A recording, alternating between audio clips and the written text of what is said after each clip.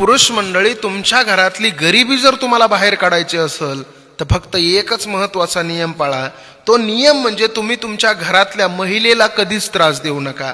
तुमच्या घरातली बायको असेल, आई असेल, बहीण असेल, कधीच त्रास देऊ नका.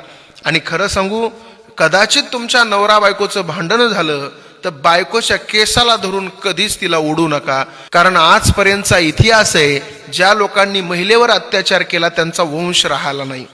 ऐका, महाभारतामध्ये दुशासनानं द्रौपदीच्या केसाला ओढत ओढत भरसभेमध्ये आणलं तर त्या दुशासनाचा आणि कौरवांचा वंश बुडून गेला.